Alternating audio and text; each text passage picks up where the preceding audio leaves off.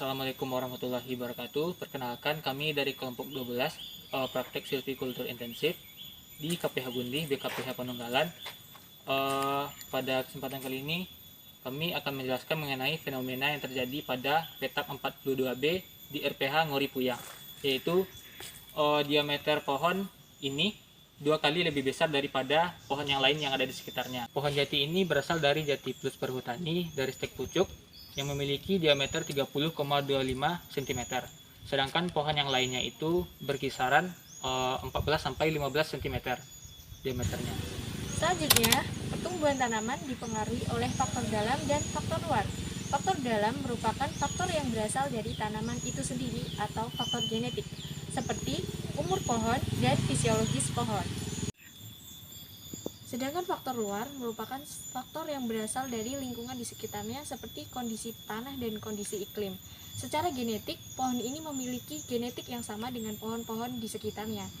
Pertumbuhan pohon ini lebih signifikan dibandingkan dengan pohon yang lainnya dikarenakan faktor luar seperti jarak tanam dan faktor lain yang menyertainya. Ukuran diameter yang besar pada pohon ini dipengaruhi oleh jarak tanam. Jarak tanam pada tegakan ini adalah 3 x 3 meter. Namun, jarak pohon ini dengan pohon lainnya berkisar 5,7 meter. Selain itu, jarak tanam yang jauh juga akan menyebabkan persebaran akar lebih luas, sehingga dapat menyerap air lebih banyak. Potensi air dapat menyebabkan volume sel bertambah besar akibat dari pengambilan air, kemudian merenggangkan dinding sel. Selanjutnya saya akan melanjutkan tentang unsur hara.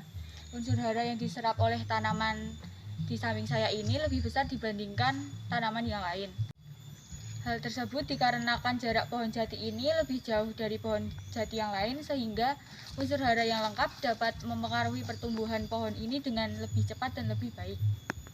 Maka dapat disimpulkan bahwa pertumbuhan pohon jati ini lebih cepat dan lebih bagus dibandingkan pohon-pohon lain yang berada di tegakan 42B ini.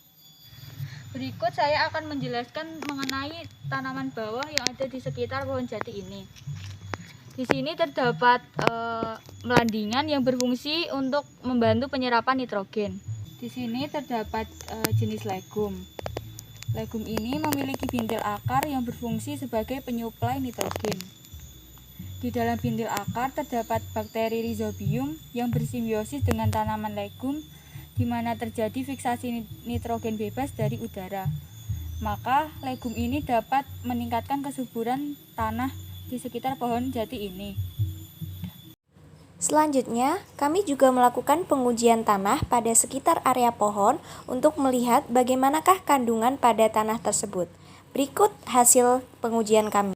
Pengujian kandungan kapur atau CaCO3.